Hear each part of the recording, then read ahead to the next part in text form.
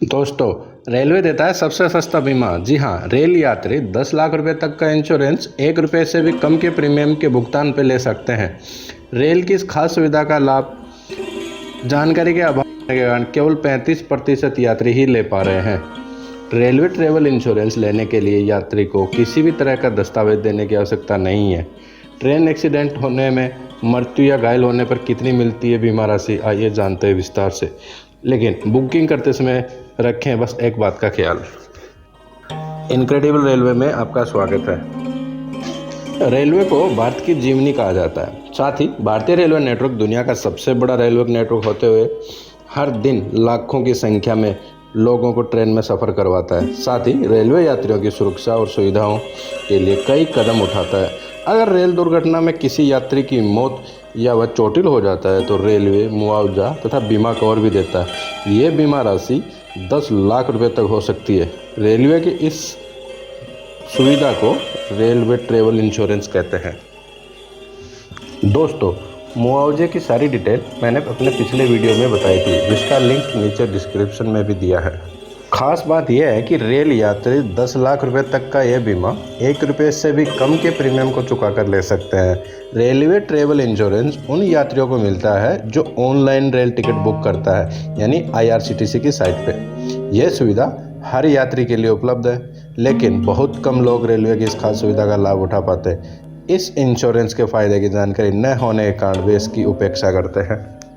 आजकल ट्रेन की ticket book कराने के लिए लोग ऑनलाइन का माध्यम का सहारा लेते हैं। आजकल बहुत कम ही लोग टिकट की खिड़की पर रिजर्वेशन कराने जाते हैं। ऐसे में ऑनलाइन टिकट बुकिंग के लिए IRCTC का सहारा लेते हैं। ऑनलाइन टिकट बुकिंग कराते वक्त इस बात का खास ख्याल रखें कि आप अपने ट्रेवल का इंश्योरेंस जरूर करा रहे हैं। वैसे रेल सफ़र का बीमा कराना एक ऑप्शन सुविधा है। आप चाहे तो ले सकते हैं, चाहे तो नहीं ले सकते। और इस ट्रेवल इंश्योरेंस के लिए यात्रियों को मामूली रकम का भुगतान करना पड़ता है। पर यह होगा कैसे? दोस्तों, जब आप इंश्योरेंस ऑप्शन को चुनेंगे तो आपकी ईमेल ID और मोबाइल नंबर पे एक लिंक आएगा और ये लिंक बीमा कंपनी का होता है। इस लिंक पे जाकर नॉमिनी की डिटेल भरें। बीमा पॉलिसी में नॉमिनी होने पे ही बीमा क्लेम मिलता है। रेलवे एक्सीडेंट में आपका कितना नुकसान हुआ, उसी के मुताबिक आपको बीमा की राशि देता है। तो चलिए जानते हैं इसके बारे में। रेलवे एक्सीडेंट में यात्री की मौत होने पर 10 लाख रुपए की बीमा राशि के रूप में मिलते हैं। अगर दुर्घटना में रेल यात्री पूरी तरह विकलांग हो जाता है तो भी 10 लाख रुपये उसे बीमा के रूप में मिलते हैं। आंशिक विकलांग पर 7.5 लाख रुपए का प्रावधान है। घायल होने पर 2 लाख रुपए का अस्पताल खर्च के रूप में मिलते हैं। अगर रेल यात्री की मृत्यु होती है तो उसके पार्थिव शरीर के ट्रांसपोर्टेशन के लिए 10,000 रुपये भी बीमा कवर के साथ साथ कंपनी देती है। ट्रेन एक्सीडेंट होने की स्थिति में वह व्यक्ति, नॉमिनी या उसका उत्तराधिकारी बीमा का क्लेम कर सकता है। इसके लिए वह इंश्योरेंस कंपनी के किसी भी नज़दीकी ऑफिस में जाकर बीमा क्लेम कर सकता है। इसके साथ कंपनी को पूरी जानकारी भी देनी होगी।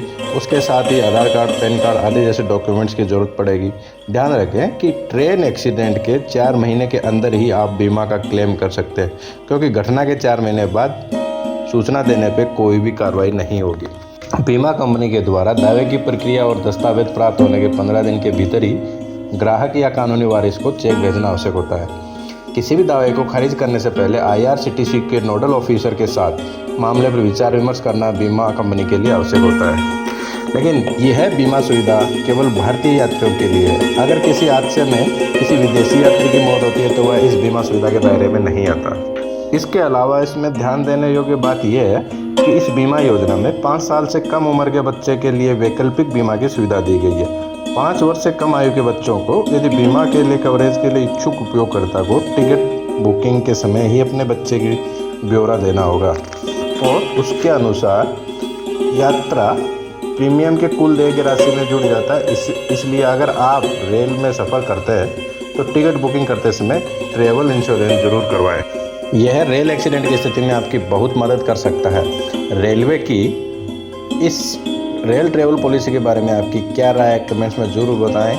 और हाँ, अगर वीडियो आपको पसंद आए तो लाइक एंड शेयर ज़रूर करें। दोस्तों, सब्सक्राइब करना ना भूलें। धन्यवाद।